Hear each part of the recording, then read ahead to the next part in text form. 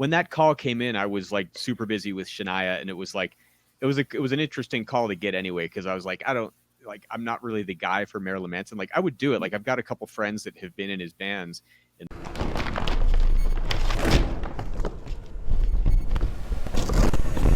on his third cup of coffee, the one and only Matty Reilly, ladies and gentlemen. Oh, hey. Yeah. Three for the coffee. I don't know how many times I've been on here. It's a lot, but this is definitely my third cup. I think 3. Okay, so third cup today, or third. That's what we're on right now. Oh, maybe even more. Yeah, it's just out of control. I don't count. I lose count. Okay, great. No worries. You do you. Coffee's deal. Coffee is the nectar of the gods. There you go. All right, let's go ahead and bring out our next guest, the also beautifully, wonderfully multi-talented Derek Frank. What's up, guys? Dude, I got a little guitar thing. Yeah, right on. That's I got my fair. coffee too, by the way. Mine Oh, is, look at that. But mine's different than Matt's, I'm sure. Matt, I don't know if you're drinking the Matty 2.0 out there in Buffalo or not, but I've just got my espresso. What I've got here, it's kind of a Matty 2.0. I do like the espresso and the oat milk drink up at the Ugly Mug in Burbank, but I've got oat milk, coffee, and peppermint this time around. Oh, okay. Ooh. Yeah, so it's kind of like the Christmas. It's like the Matty 2.5, like 25 Christmas. The Matty holiday special. Yeah. Yeah, it changes week by week, you know. I gotta say that sounds better than the regular thing where you put blueberry in it. I don't know. Can we set the record straight real quick that the Matty 2.0 is coffee. Delicious, and there's nothing wrong with blueberry coffee. I don't know. I'm sorry. I would try. Have we talked about my coffee drink on here before? No, go ahead. Oh, you guys need to know. Yeah. Yeah, it's kind of a thing in Burbank. You know, it's great. I have a specialty drink at the Ugly Mug in Burbank.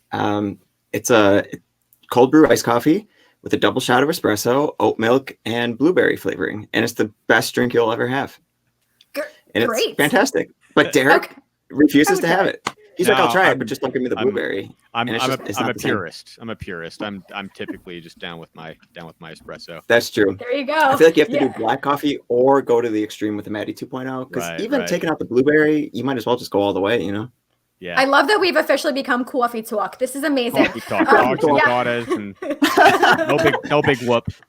Danny Snyder in the comments had a 2.0, and he said it was great. Oh, it was great. When I was working on the record and stuff, we'd just go to the coffee shop, and I'd be like, I get 6 Matty 2.0s, and they'd be like, here we go. And we'd just walk out with like tons of them. Yeah. It was great. Yeah. Fabulous.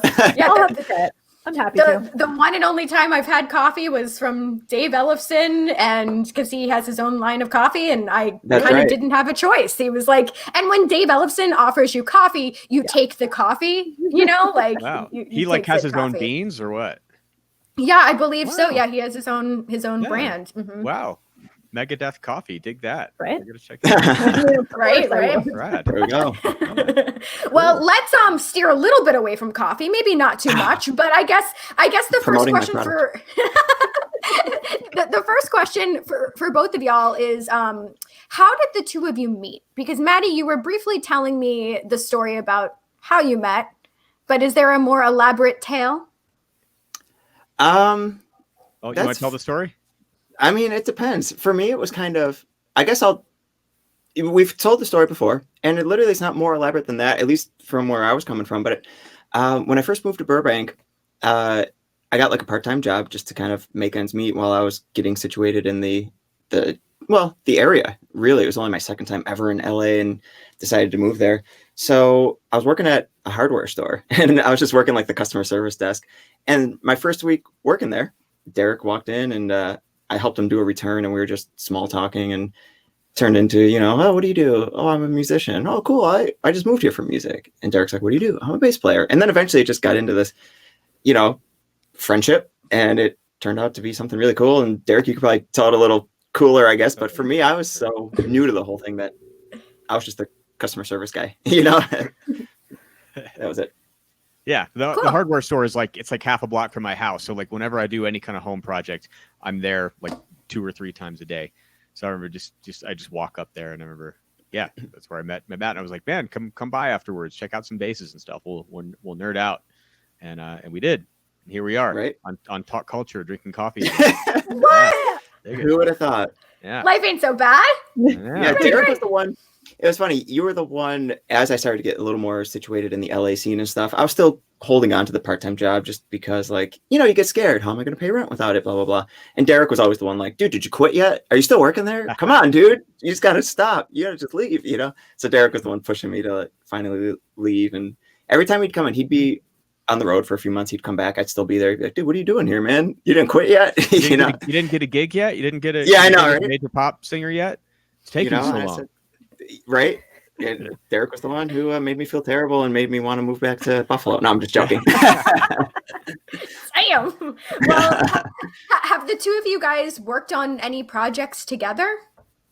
Well, we both play the same instruments, and not really, but like, I mean, Matt's been over to the studio a bunch, and we've just, you know, played bass and worked on some bass stuff together and whatnot. Yeah. And we've played like the same showcase nights too, like, you know, at Lucky Strike and stuff. Hollywood has like showcase nights for a lot of the session players. We'd be on at the same night, so we'd hang out backstage and all that stuff.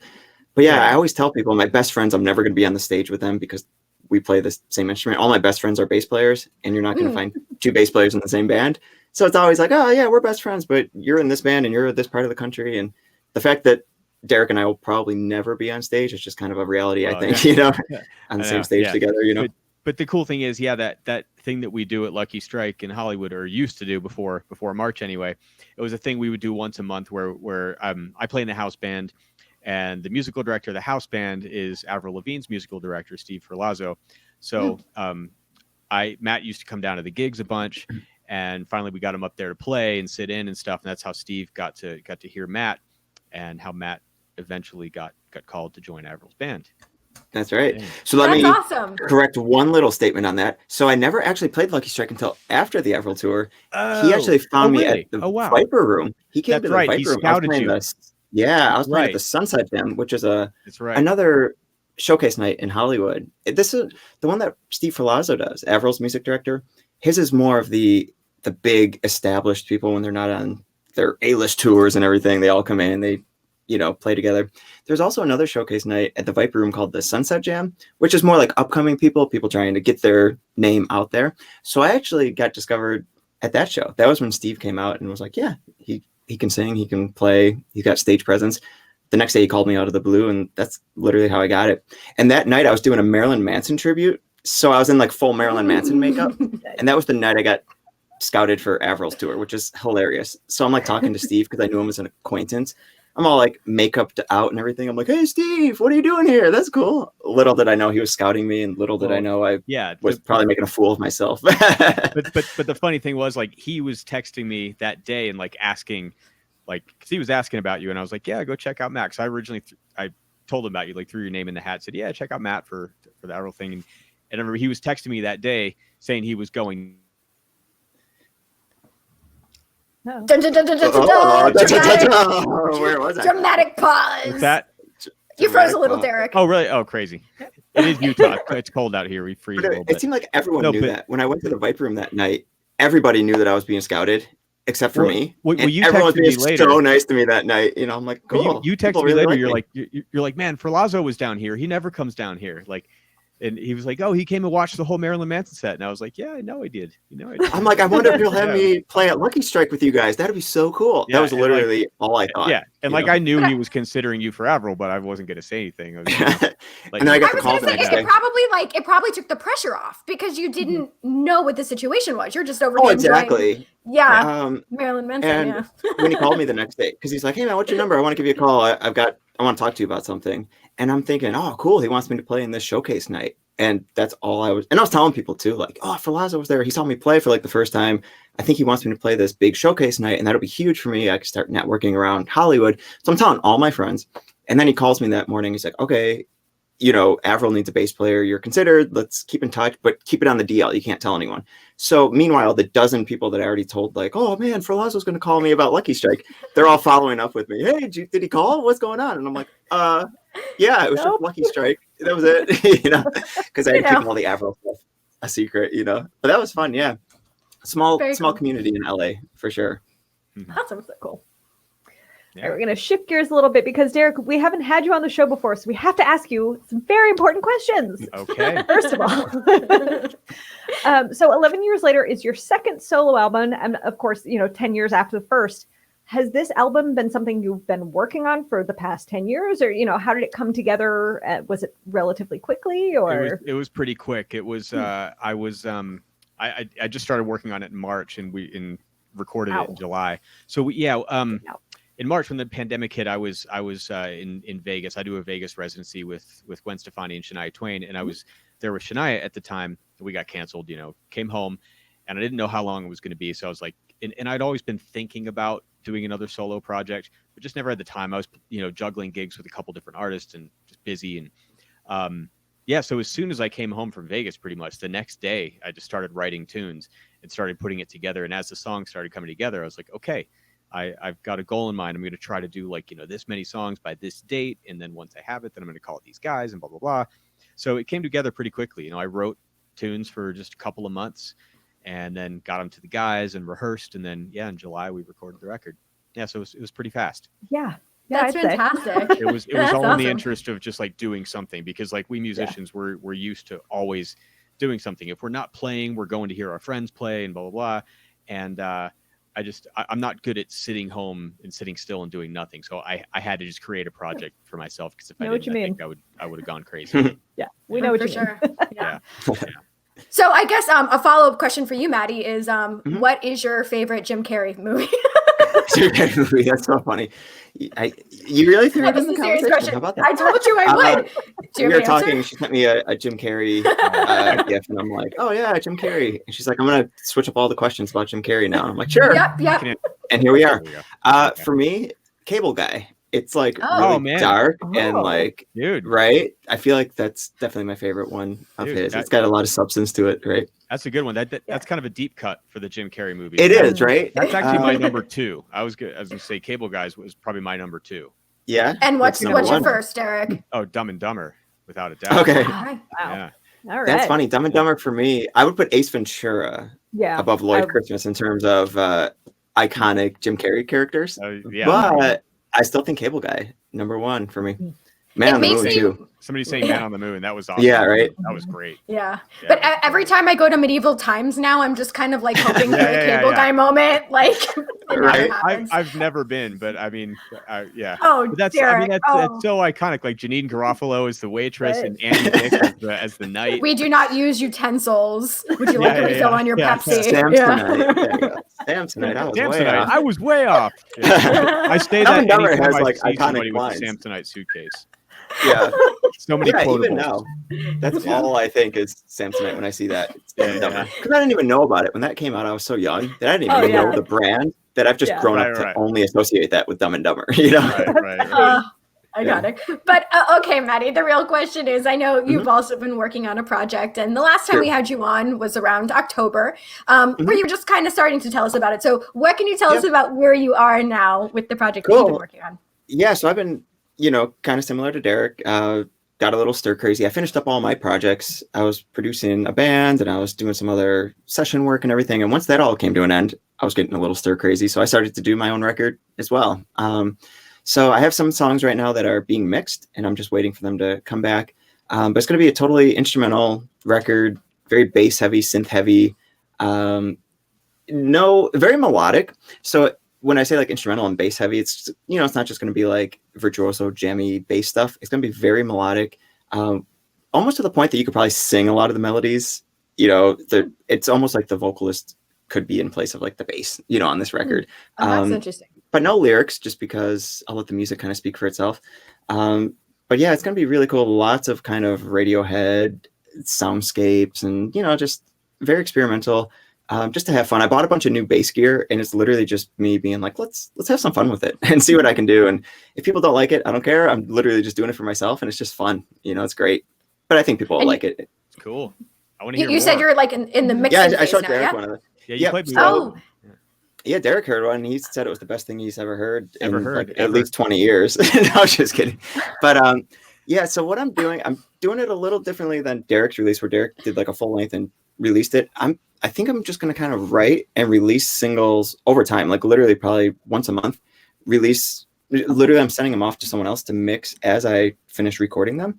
And then as I get it back from mixing, I have another one. And I'm going to kind of release singles over, probably the next few months and then have it all combine into one album. I'll probably do like 3 or 4 singles and then drop the rest from the album and do like a 8-song record or something, probably spring or something to drop. Very cool. But yeah, I'm super stoked with that. Cool. But yay. that's it for me. And then it's just waiting, and with everything carrying over into 2021, I can't believe it. So it's literally just trying to figure out what's going on with the industry and trying to stay busy, like Derek was saying. Trying not to go crazy, so I'm just writing my own stuff right now and keeping busy that way. Cool. Yeah, Fair enough. we're very excited to hear it. Yes, I'm super definitely. stoked to show you. It should be here very soon. Derek heard the premix and he hopefully can't liked wait. it. Can't wait to see the rest, man. It's awesome. Okay. Yeah, thanks. Awesome. That's it. So my next question. So Derek, you very recently played for the Bill and Ted Face the Music. And so I would say that you're officially a Wyld Stallion. I mean, that's just me. Well, we were credited as the Wyld Stallyns. They didn't. I know, credit our that's actual band name. amazing. We were How the cool Wyld is Stallyns. that? Oh my God. I'm okay with it. It's cool. Right? It's an honor. So what are some of the 80s and 90s films that both of you still hold near and dear to your heart? Because we know, Derek, you're also a big Star Wars fan, which I approve. Yeah. Even though it's more 70s, but still, 70s, but Return of the Jedi was 82. Yeah. Fair. 80s. Mhm. Yeah, I mean, obviously those Star Wars movies, but like as far as like 80s movies, Spinal Tap. Well, the actual title is This Is Spinal Tap. That's one of my all-time favorites. I mean, that's favorite of any musician. It's Up great. to 11. Yeah. He's up to 11. I mean, I can watch it. I've watched it 1,000 times. I can watch it 1,000 more and still laugh at it.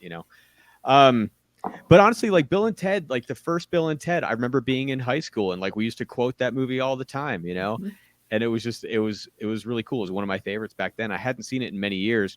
And it was just really cool when we heard that we were going to do the music for, like, it's actually the song that saves the world or unites the universe or whatever it is at the end. It's the title track. It's called Face the Music.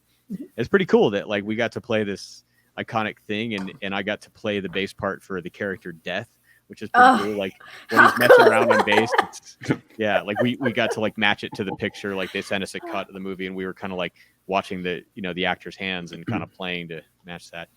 So I have to ask. Yeah, it's cool. Excellent Adventure or Bogus Journey?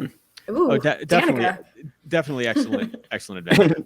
Really? Yeah, I don't think I've watched Bogus Journey all that much. I think I would go with Bogus Journey. I love I'll Death. go back I to think the games that they play with Death are just some of the funniest things in movie history to me. I think they're hysterical. They play Twister with Death. I gotta go back to it because I think I saw it like when it came out and that was it. I don't think I've seen it since. So yeah, I'm gonna have to go back. Fair choice. So Maddie, what about you? Any 80s or 90s films stick out to you? Yeah, Ghostbusters, of course. Oh yeah. Yeah, that's Solid. a huge 80s movie for me. And then of course all the 80s horror and stuff, slashers, Friday the 13th, and come on, those are great. 70s, let's see what we got.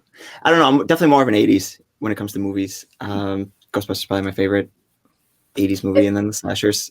There's like another Ghostbusters coming out. It was supposed to be this year. Now it's next year, right? Yeah. There's another thing coming out that's supposed to be a continuation of the original movie, where it carries through, because they did the one 5 years ago, but it erased the original storyline, and it wasn't very well received. And now they're kind of doing something where they're passing the torch to the next generation, but it actually carries through. So we'll see. But like everything, right? It's postponed for who knows how long, So, but yeah. 80s. I don't remember the 80s too much. No, we've been born. I guess like a good follow-up question to this would be, what would you guys say is one of the most like iconic soundtracks of all time? Because like a couple that stand out to me, like Forrest Gump, so iconic. Like anything Quentin Tarantino, so amazing. But is there any soundtracks that stand out to you guys?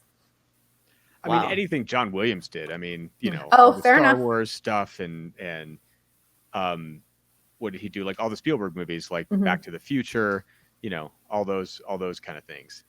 I mean, those are great. As far as like original orchestral soundtracks, that stuff's great. Definitely. Yeah, I definitely agree. And then you've got the other side where you got like the simplistic, like John Carpenter type compositions too. So I love the Halloween soundtracks and things like that, where all that old just kind of stuff. Exactly, just really old school synthesizer stuff, real basic.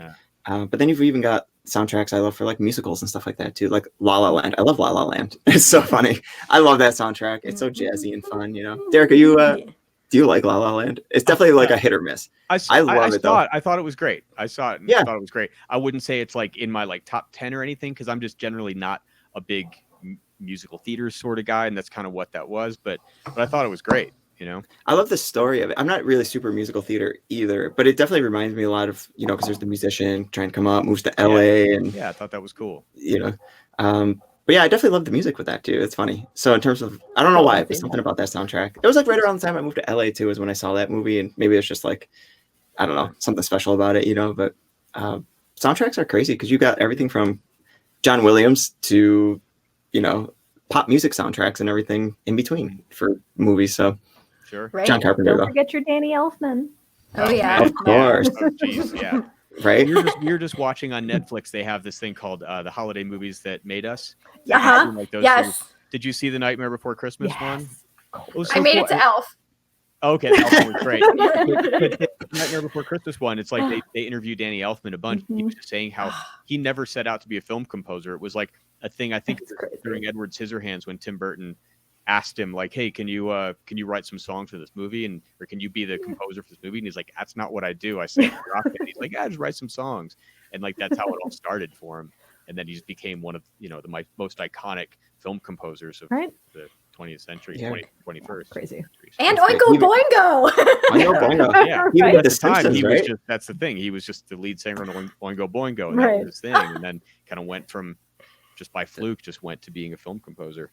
He did The Simpsons too, right? Isn't that him? Yeah, Simpsons theme. Yeah. That's crazy. One of the most iconic themes, right? Yeah, it's great. Yeah. Oh, I love that. But I guess one final thing to note before we do move on to the next question. So was the Bill and Ted soundtrack, it was nominated for a Grammy?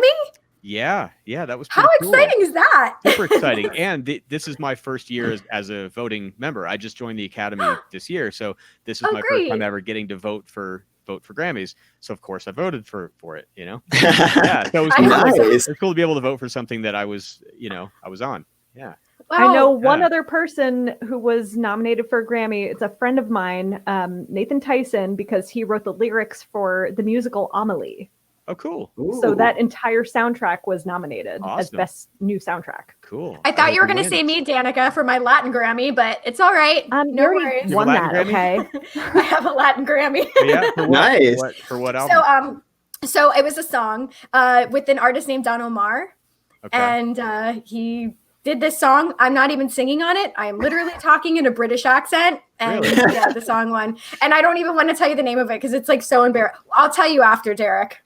That's awesome. Did you get the trophy or the certificate for it? So the guy that produced it, he got the certificate. I have a fake one that somebody cut me out of cardboard that's in a drawer. Right it's something I played on a few years back, got a Latin Grammy as well, but I never followed up to get the certificate because I think you can, if you're listed in the credits, you can get the certificate. And every time I think about it, I don't know, I just kind of forget about it. And I need to do that at some point. Be a good thing to hang on the wall. You should. Yeah. And maybe I will too. I don't know. It was many, many years ago. All right, let's move along. All right. So question for both of you. What do you think is the most iconic, or one of, I guess, the most iconic bass lines ever written, and or your favorite to play? Oh, there's so many. I mean, Under Pressure by Queen and David Bowie. That's later taken by Vanilla Ice, of course. No, it was different. The note, it went dun dun dun. It had that extra note in there. That's a ding. I love that interview. That interview is hilarious. So great. That's God, there's so many. I mean, that's an iconic one. Good Times / Rapper's Delight, iconic bass line. Yeah. Or even all the Motown stuff, pretty much all of it, right? Any of those. Bernadette is one of the greatest ones. James Jamerson, What's Going On? Yeah. I mean, there's so many, but those are a couple that are amazing. Right. I'd probably pick an old school Motown song, most likely, for what I would say. I don't even have a specific one, but I think the sound of that is just so iconic that, I guess I'll change the question to who's the most iconic sounding bass player. James Jamerson, I guess we could say that. You know, I thought you were you going could to pick say any of his bass lines. Well, I mean, I felt second. shy because you were right there. Right, yeah, yeah. You were right there, but Yeah, I get it. right. I think any of the Wham stuff. of course. There you go. You had to get a couple Whams Whams in. up. We finally have I'm on here with another bass player. The Wham stuff is actually very complex on the bass. Yeah, and I don't know the guy's name. I think it's like Dion something. Dion Estes, and Dion he actually studied with okay.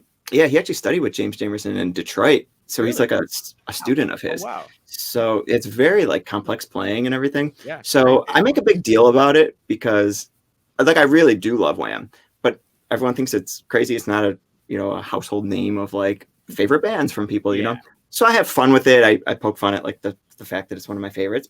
But from a bass playing standpoint, it's actually super complex. It's crazy. It's really good stuff. Yeah, I mean, Wake Me Up Before You Go. There's some killing bass on that, especially like towards the end. He just starts getting busy and crazy. It's awesome. It's really crazy. So I think that's really good stuff. Listen to Wham. Like I make fun of the fact that I like it so much, but I definitely don't make fun of the fact that like the music itself is actually super crazy good for bass, you know? Sure. Yeah. That's awesome. Yeah. I was going to say the first time that I met Matt Novetsky, I think the first song that I was like, oh, do you know how to play Higher Ground? To me, I always think about that bass line. I love it so much. I think it's like so perfect and so good. Right. Amazing. Yeah, it's great. And it's all synth. It's all synth bass. Except the Chili Peppers cover, of course, when Flea did it. And it's slapping like crazy. Great too. Oh yeah. I like that style of bass is coming back too with a lot of popular music. It seems like it's this very funky bass style with like everything that's on like the charts. More of it. It was out of style for a while, and it's coming back a little bit. Everything's around, you know. It's super cool. Yeah, apparently we're about to like have another like 20s. Like I was reading some article. They're like, get ready for the 20s again. I'm like, what does that mean? I don't know. As long as they don't ban liquor again, then we're right. That'd be so upsetting. Prohibition, right. no man, no not another prohibition. We'll be all right. Cheers. Okay, so what for the both of y'all? What song, like when you're playing it live, do you feel really gets to let your talent shine? Derek, I think, is playing some crazy stuff with the artists he's playing. So I would like to hear his answer to that too.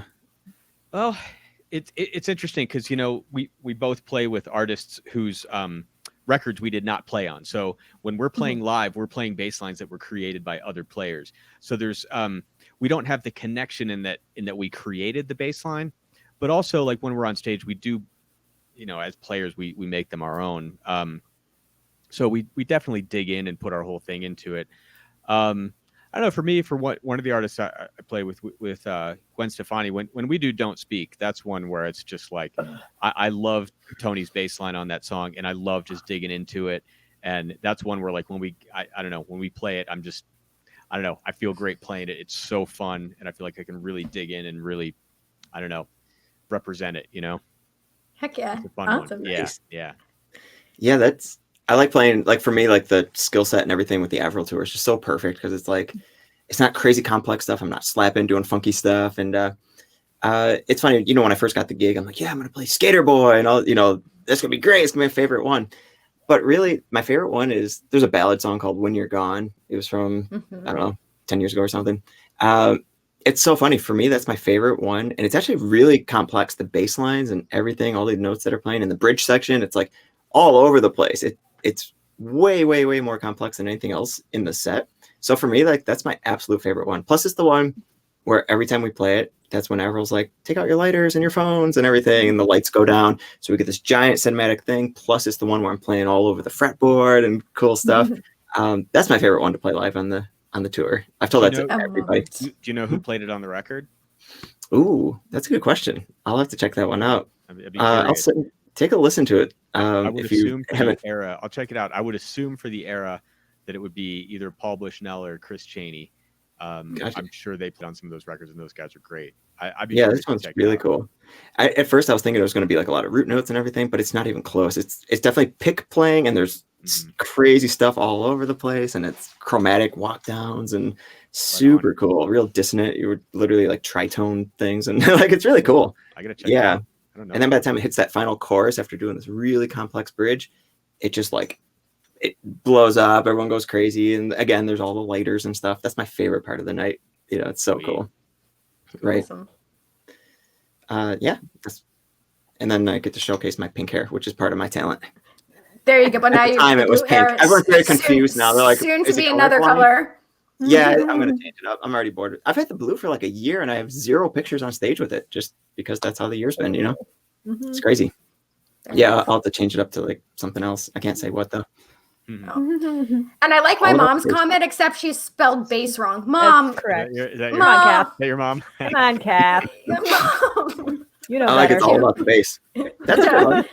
What kind of bass, Mom? Anyway, Like in baseball, Danica? it's all about the bass. Yeah, apparently. Speaking of All about the bass. Feeling bases. Oh, I like this question. Before we go to your question, Danica, my friend Jamie wants to know, Maddie, if you always match your eyeshadow to your hair. For the most part, I do. Today, I tried to do like a little Christmassy thing with like a It's green a and little red. festive.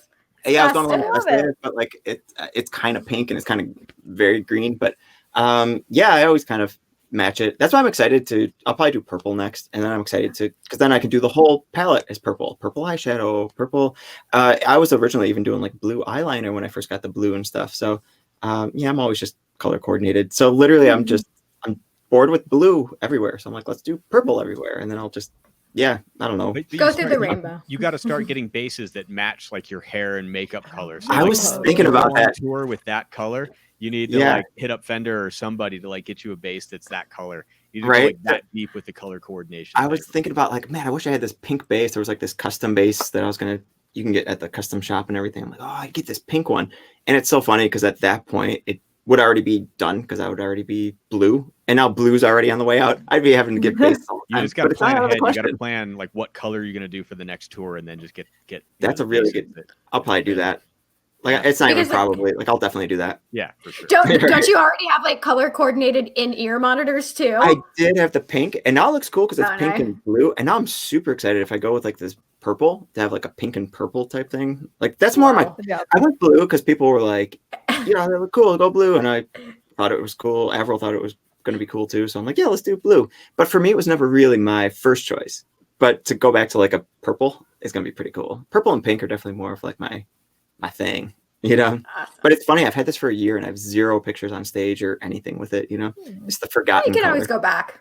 You know. No, this represents 2020. I want to forget this. Out with the blue, in with the new. Out with the blue, in with the new. There we go. Yes. I love it. Well, kind of speaking of this year, I'm going to jump to this one. If you could each pick a theme song to go that kind of describes how your life is going right now, what song would you choose? Oh, it's the end of the world as we know it. REM, absolutely. Jeez. Yeah.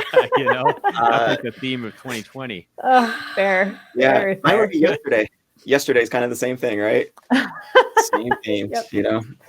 Yesterday, everything was great. And, you know, here we are now. Seems so far away. Right. Yeah. Not a Wham song? Is there not a Wham song to describe everything right Here's now? the thing with Wham. Wham is great. Wham doesn't have a sad song. Every single Wham song is just like, you know, it's happy. It's great. That's why even, you know, the fact that I have such like a tongue-in-cheek approach to the way I like Wham, that's kind of how they approached it too, like George Michael and everyone in terms of the music videos and all that. They kind of just had fun with it, and we're just kind of like, let's have fun, tongue-in-cheek. So I don't even think they have a song that would possibly represent 2020 because they're all just like party happy songs, you know. I literally don't think they have one that represents 2020, which is why they're great and everyone should listen to them. If you have any takeaway from watching this, it's listen to more Wham. That's I guess the takeaway from today. I mean, doesn't it always come back to that when I'm on this show? All right, so something I forgot to mention I did a Wham cover too. We were talking about projects I did. I just had one released. I did a Wham cover with the band Grave Mistake I've been working with. It came out maybe a week ago. We did Last Christmas. We did like a rock cover of it. So it's on all the streaming platforms and I now. think when you were working on it, you texted me that you were working on it, and I was like, oh my god, I just tracked a cover of Last Christmas for somebody also. Like we were both doing Last Christmas covers at the same time. Yours was in like Germany or something, right? There's a German artist that I do a bunch of tracks for. I don't think he's put it out yet. I don't know. It's so funny. Isn't that crazy? Is it in English? It is? It's in English. Yeah. He does all his stuff in English, but yeah, I don't think he put it out yet. But it was funny. It's like we were both working on the same song at the same time. Right. It's crazy how timeless it is. Yeah. But okay, so one of the things I wanted to point out, Maddie, like when we were talking about doing this stream, you had like made a post and you said one of the things you wanted to talk to Derek about was like coolness tips. So I guess the question is, Derek, what kind of like coolness tips can you give us to be like cooler? To be like you. We want to be like you. That's a tough one. Coolness tips. I don't think you can teach that. That's just you know. Well. Can't teach coolness. Just man, I was hoping to walk away with those tips. You know. Okay. All right. That is true. Derek and I definitely have like 100% opposite stage presence and everything, and the way that we present ourselves. It's really funny. Like I would definitely say that Derek has a cool presence. Mine's more of like a silly, fun, out there thing, you know. I've never done eyeshadow and I've never had turquoise hair. Yeah, and I've never looked very cool and suave on stage. I know, right? But back in the day, I did mess around with my hair a little bit. I like that, you know, in the late '90s when everybody was bleaching their hair blonde. I did that, and I did a couple like bits of like red and blue. You know, just never did the matching makeup. I was never a makeup guy. Wasn't really my thing. I remember I was talking to you last year, and you were like, "Yeah, dude, did I tell you that I got offered, you know, a position in Marilyn Manson's band or like an audition for it?" And I'm like, "What? Are you serious? That's crazy." And you're like, "Yeah, but you know, I thought about it. I don't want to wear makeup and everything." Well, as for me, I'm like, "Oh, that would have been a dream gig." No, I totally would have done it. Like when that call came in, I was like super busy with Shania, and it was like, it was an interesting call to get anyway, because I was like, I'm not really the guy for Marilyn Manson. Like I would do it. Like I've got a couple friends that have been in his bands in the past, and it's like, yeah, you just put on the makeup and wear a bunch of black and rock the hell out, and you know, I can do that. But it was just funny, like to get that call, because it wasn't the typical kind of thing that I get called for. But at the time, I don't think I could think of two more similar artists than Shania and Marilyn Manson. I mean, interchangeable. They're heavily influenced by each other. You can all blues all the time. Yeah. So Danica, why don't we each ask one more question and we'll go to the game? Cool. All right. So I'm going to ask, Derek, how did you get the idea to sell your new album? It resembles the 8-track. Yeah. Can you tell us about that? You know, I did that for my first album. I mean, I'm a child of the 70s. I was born in the 70s, and the first music I ever listened to was on 8-track. And 8-tracks, I think, were only really around for maybe like 10 years before cassettes. Like they were just kind of like a thing that came out in between records and cassettes. But when I was a little kid, that was like the first medium that I listened to music on. And my music is pretty rooted in the 70s. It's kind of old school funk. My first record was a little bit more in the old school funk vein than the second one. The second one is just more eclectic. But I don't know, it was just kind of a fun thing I did with the first record. I did download cards that interfaced with the artwork on the label, and I did that. And then for this record, I did USB sticks that I put on the 8-track tapes. I think it's kind of fun because, like, me personally, I like physical product. I like buying vinyl. I mean, you know, sure, streaming and downloading is convenient. Hey, you got one right there. There it is. But like that's convenient, but I just miss the days of like opening up a record or a cassette or a CD or whatever and just like putting it on and listening to it while I look at the liner notes and stuff. So I wanted to sell some kind of physical product. I didn't want to just put my album out you know, on digital, and CDs are done now. So I did vinyl, and then I did the 8-tracks again. I don't know, I had fun with it on the first record, and this time around I wanted to do it again. So I figured the USB sticks were cool because they're reusable too. People can buy them and then put other stuff on them. And yeah. How cool is that? So cool. That's such a clever idea. I actually do have an 8-track player though, just in case there's ever the 8-track. I sure do. Yeah, it was my grandfather's. Yeah. I kind of want to get one now. Like now that I did this, like I was ordering boxes of 8-track tapes on like eBay and Goodwill and stuff like that. And it's just like funny the random ones you get, you know. And I was just kind of thinking, you know, if any of these are good, like I want to keep them and actually get an 8-track player. Unfortunately, none of them were anything I would ever listen to. It was a bunch of just random weird stuff. But I kind of want to like go get an 8-track player and get a bunch of 8-tracks. I think it'd be kind of fun, you know? Yeah. And you can find them on eBay.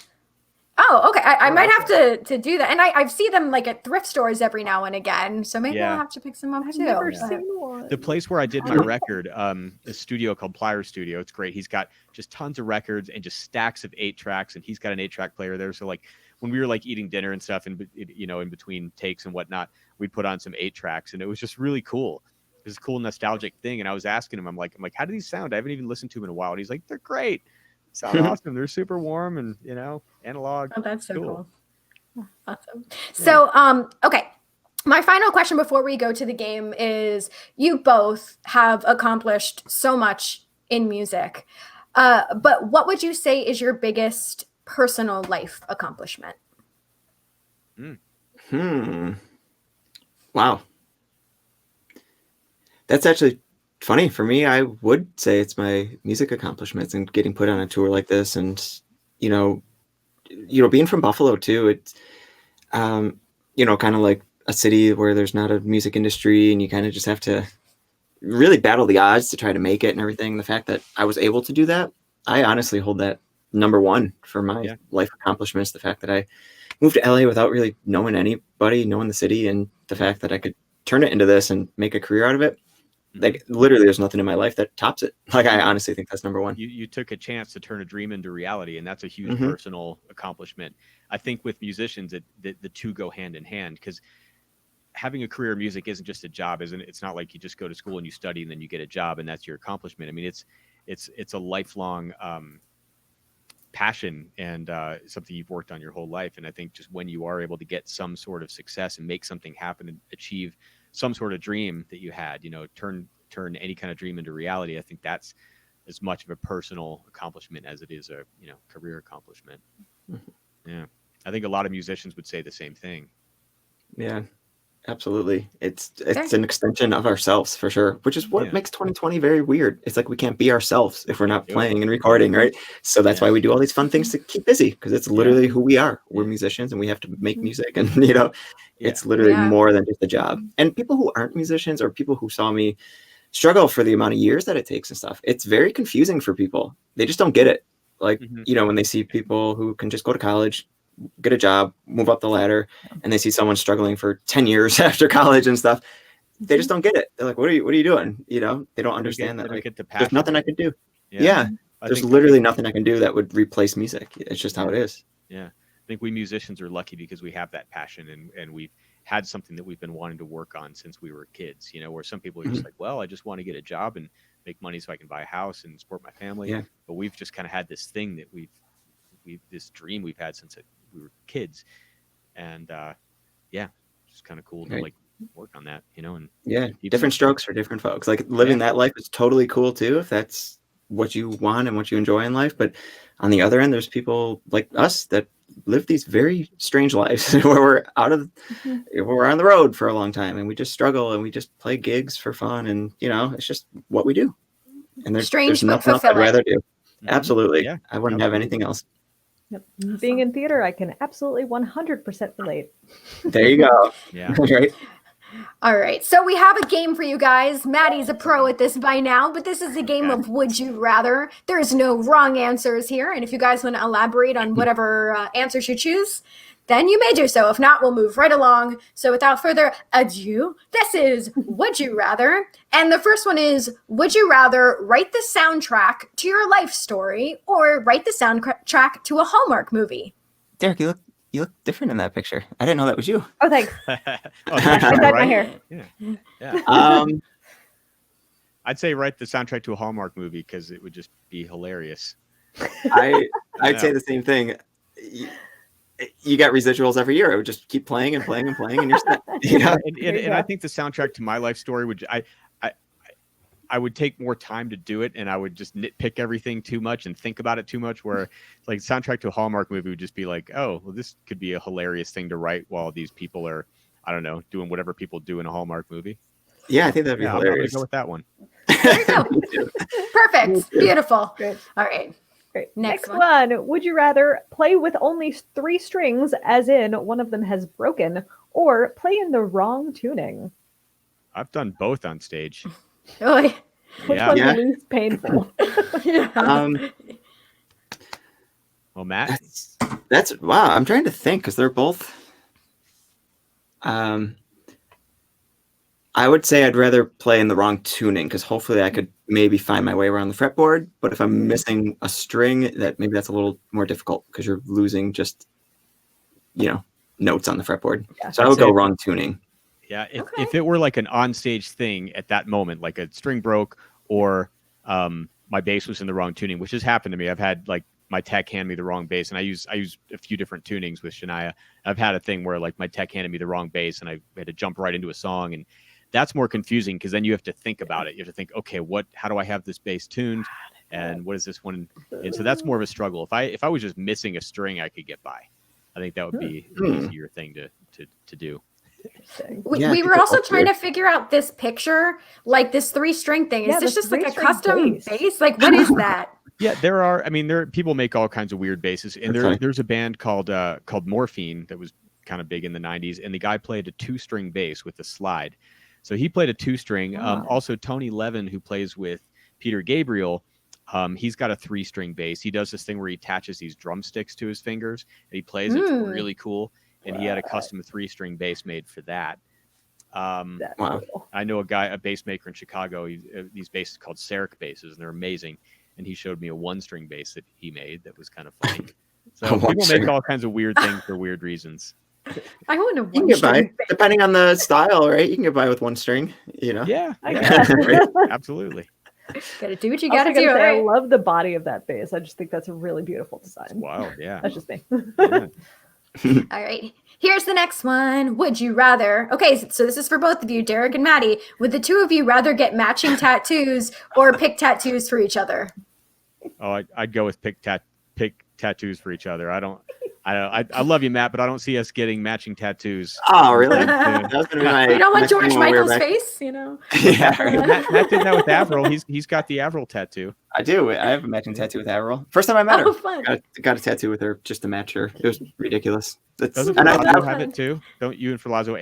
That's funny. So the music director, who's very good friends with Derek, after playing with Avril for 13 years, he got a matching star tattoo before the most recent tour, just to be like, hey, here, let's commemorate. It's our first tour in like 5 years, and let's get matching tattoos. Meanwhile, it's the first time I ever met Avril and hung out with her, and she was having a tattoo party, and I didn't know what to get. So she's like, hey, you should get a star tattoo and match me. And I did. And Ferlazzo, the music director, was so mad. He's like, because then she's like posting it on Instagram. Oh, I love Maddie. He got a matching tattoo after 5 minutes. And meanwhile, the music director got one after 13 years, and like she doesn't even care. And it's not even. He was so upset, So, and the funny thing is about that, the tattoo artist actually rotated it like 180 degrees, like the wrong way. So if Avril's holding out her arm one way and I'm on the opposite direction and holding it up, it'll match. But if we're standing the same direction, it's actually like 180 degrees off. But it actually matches perfectly with Steve Ferlazzo, the music director. Oh, how romantic. Technically, I don't even match with Avril. I match with Steve, and that gets him even more mad. So it's great. I love it. That's wonderful. But I would pick a tattoo for him, and I would definitely have him get a George Michael tattoo. There you go. Big George Michael on my back. Yeah. Yeah. Absolutely. Beautiful. Full back tattoo. All right. Here's the next one. All right, next one. Would you rather only have monitors playing the vocal track or monitors that are only playing the lead guitar track? Oh, so easy. So I guess we're not the allowed guitar to and throw it out. I'll take the vocals. That's it. I don't need the lead Vocals? guitar. Yeah. Okay. Well, you sound so confused. But no, I'd rather lock in with the vocalist. Lead guitars, that's fluff. I don't like guitar players. The only thing is, like, if you're only playing to that, there's sections where nobody's singing. So if the question is, would you have a click track too, or only vocals? No, it's only vocals. No click track. I'd have to say guitar, because then I could actually know where I am, because only vocals are going to be sections where there's no vocals. True, but there's also going to be sections where there's no lead guitar. That's why. Especially Depends if you've got a two lot of guitar rhythm players. stuff, If you've got two guitar players, Yeah. I love that we started a debate. Yeah. With my particular artist, I would 50-50 take on the that one. vocals. I would take the vocals because maybe there's not a ton of lead stuff. We have a lot of like rhythm guitar stuff. Mm-hmm. I don't know. That was just a dig at the guitar players in my band. Sorry. It's all right. One of each. Sounds good. Right? All right. All right, here's the next one. Would you rather collaborate with Flea, or obviously Lemmy is no longer with us, but in the event that he was, collaborate with Lemmy? I'd say Flea. Oh, wow. Yeah, I'd say Lemmy. Yeah? Right on. Yeah. I feel like the way he approaches bass and songwriting, it's more of like a songwriter type thing. I feel like Flea is a little out of what I would say is my comfort zone in terms of his style and everything. Okay. I'd rather be a Lemmy. Cool. All right. Collaborator. There's no competition then. We each get our pick. Yeah, right. There you go. Cool. You get your Please monitor. Yeah. You're right. I'm heading to the rainbow right now. We're going to do this. Yeah, right. Oh, Lemmy. All right. I know, right? All right. Our next one. Would you rather play for an auditorium of therapy dogs or play for an auditorium of 85-year-olds? Therapy dogs. Therapy dogs. 100%. Same. I The think 85-year-old will look at my hair and just, they hate me right away. No. I probably For already the played first for an note. auditorium of 85-year-olds. That Just all right, the dogs it is, Oh, and they'll yeah. howl along. Oh, how Right? would be amazing. Oh, It'd be the best audience ever. All right, here's the next one. Would you rather write a concept album about the monoliths or write a concept album about Nicolas Cage? I would say Nicolas Cage. Hmm. So much you could write about his movies and everything, and that jacket alone. You know, you could write a whole concept album on that jacket. I'm with you on that. I'd go Nicolas Cage. All right. You know, there's a Can't lot wait to more hear it. material to work with. Yep. Yeah, love it. All right. All right, Next next one. Would you rather listen to We Like to Party for 24 hours? I'm so sorry. Or listen to the Macarena for 24 hours? What's We Like to Party? What is that? The Venga By the bus is Venga coming, Boys. and everybody's Oh, jumping. that's We Like. We I never like knew to that. I never party. knew the name of that song. We like to party. No, it was like a Six Flags commercial. Oh yeah, It's Yeah. the little old that man. great. It's that well written. I would say that one. Yeah. Really? I don't mind the Macarena. I could do it for, well, we'd have to see if I could last 24 hours, but I would pick Macarena. And we'd Would see you how do it the- go. Macarena has one really cool part when they go like that's kind of awesome. Like, yeah. I could listen to just that That's part kinda for 24 fun. hours. Yeah. Yeah. All right. Love it. All right. Here's the next one. Okay. Would you rather perform with the first band you ever saw live or perform with the last band you saw live? And I'm not talking about bands that you were participating in, just bands in general. I'm trying to think of the last band I saw. That's funny. I think the last band I saw, I think it was Dweezil Zappa Nice. in Vegas. Okay. And so Man. 100% last band I saw, because Oh, the first band I saw live was an artist. It was Sean Cassidy. And if you know him, he was like a teen idol in the 70s. when I Yeah, first listened to him. Sure. That was my first concert. And actually, I ended up playing his wedding many, many years later. Which was pretty Oh, how funny. fun. But that's yeah, cool. I think I would much rather play with Dweezil than Sean. That's funny. I don't know the last band I saw. Last year was a giant blur. There was so much stuff happening. So even the last band I probably saw was probably just like a club band or something. So the first band I ever saw, it's so funny. I was in middle school and it was during the whole Creed era. And I saw Creed. It was my very first show. So because I don't know my last song, I guess I'm now the new bass player for Creed. So that's cool. Cool. Yeah, That's it's fun. Yeah. Oh, it's not. Danik and I got down to Creed. We're not even going Did to you? hide it. Everyone did. Oh, Florida. Oh. You're Florida folks. Oh, They're yeah. probably- yeah, that must have been huge for you guys. Are you guys in Oh. Florida? Yeah, I'm we in- grew up in South Florida. Yeah. Okay. I'm still in Miami. Danica has I'm relocated now I'm to in Houston. Houston. Oh, really? Oh, wow. I went to college in Miami. So Oh, you Oh. did? a lot of time there. Yeah, I went to UM. Yeah. Oh, Ah. amazing. Yeah. I almost went to UM. I was going to do the opera program, and then I opted out last minute not to do You it. opted so. out? I almost went to their I- yeah. New World School of the Arts cool. for Yeah. theater. Yeah, Yeah, I knew some people that and went there. Oh, still that's did cool. not. I lasted one day at New World, and then I dropped out. But that's Really? a whole different stream. Didn't But even all right. That'll be for next show. Different. Yeah, right. All right. I think we have one more Yeah. question mark. Okay. All right. All right. Would you rather participate on the show Nailed It or on Fear Factor? What's nailed? Nailed it. Oh, Derek, So- you've never seen Nailed It. Oh, Maddie, you explain. it's a cooking show, baking show type thing, I guess we'd say.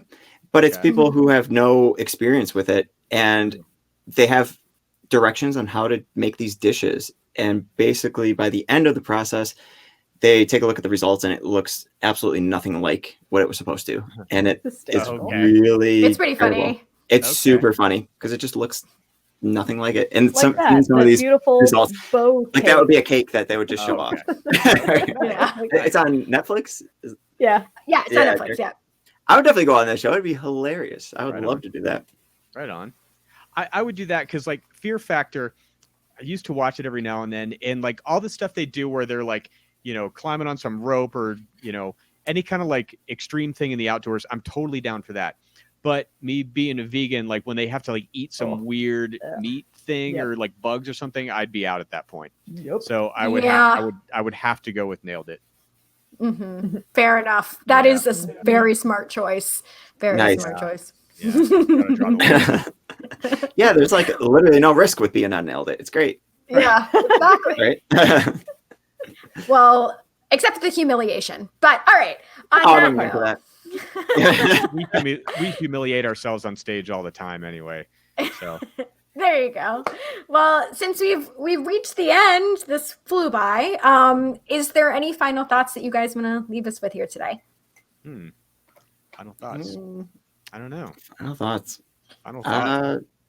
Let's maybe just everybody wear your freaking masks and let's get rid of this pandemic so that people like Matt and myself can get on stage and play for you next year sometime.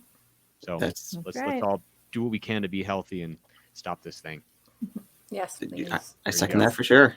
Wear the masks and luckily we're almost done with this year, so this is great. Like I said, I've got the Last Christmas cover you can check out on all the streaming platforms by Grave Mistake. Take a listen to that, get into the holiday spirit. But yeah, that's it. So I'm just kind of winding out the rest of the year and just seeing what 2021 brings. I'm just having fun with my own projects and hoping that this ends soon and we can get back on stage. Please. But being the bass player for Avril Lavigne is only cool when you're the bass player for Avril Lavigne. When you're actually not when you're waiting in the shadows, writing songs. When you're just talking about it, it's not as cool as actually doing it. Yeah, right. Well, hopefully soon enough, you guys will be back and we'll get to come see you guys play live. Before we wrap this up, number one, I just want to say Happy Hanukkah. Tonight is the first night of Hanukkah. So after this, gotta go light the menorah. And Danica, why don't you go over our upcoming guests for this next couple weeks? All right, here we go. So this coming Tuesday, the 12th, we've got Rashad Santiago and Rick Prince from Face Off. The following Thursday, we've got Jeffrey Weissman, who is in Back to the Future Part 2. There he is, George McFly. It's true. Following Tuesday, the 22nd, we have Casey Jost. Nice. And then Tuesday, the 29th, we've got Jonah Ray. And Tuesday, January 5th, we've got the fabulous Steve Gonsalves. Of course, that's going to be his 5th appearance with us. Ooh. It's happening. And then on Tuesday, January 12th, we have the legendary Jimbo. I think that's all we. Oh, yes. Oh, yes. And then, of course, January 14th, we've got Glenn Sobel would be back with us again. Yay! Nice. My bandmates there. Yeah. He's amazing. He's so wonderful. Yeah. Yay. Well, you guys have been fabulous. Maddie, I hope that, do you have any coffee left? Or are you still working on I've it? been milking it just because I could have, if I had like more, I should have just made a bunch of cups and I would have been drinking them. But because they're so little, I'm just taking little tiny sips. But believe me, as soon as the live stream's done, I'm going right back and getting another 2 or 3 cups. I have to ask, what was your favorite part of Empire Records now that you've finally seen it? Oh. Derek, have you ever seen the movie Empire Records? I think I saw it like when it was out, which was what, mid-90s, like 95-ish or something. 95. Yeah, I think I might have seen it in theaters, but I don't remember a damn thing about it. Oh. It's just funny, like we were talking about. I think it's funny that it came out 95, and at that point, the music industry was so different that you can make a movie about this independent record store that has the threat of a big chain trying to take it over because that was the big thing, and chains were going to take over, and we need to fight back. Now, 25 years later, the chains don't even have any power. Like in the industry, like we don't even have music chains that sell music. So it was just really. We don't cool have records. Yeah, it's like. Yeah, my favorite thing was definitely the soundtrack. I love like that early mid-90s soundtrack, like the alternative grunge type stuff. Really cool. My heart. I loved it. Well, now you have to go watch watch SLC Punk. Yes, because he hasn't seen that. And that is one of my favorite soundtracks of all time. SLC Punk, so you said? Yeah. Oh, yeah. That was good. Yeah. Oh my See, God. So we knew we liked you, Derek. You're cool. And Maddie watches enough. All right, guys, we kept you long enough. We will see you guys on Tuesday. Be safe, everybody. Cool. Thanks.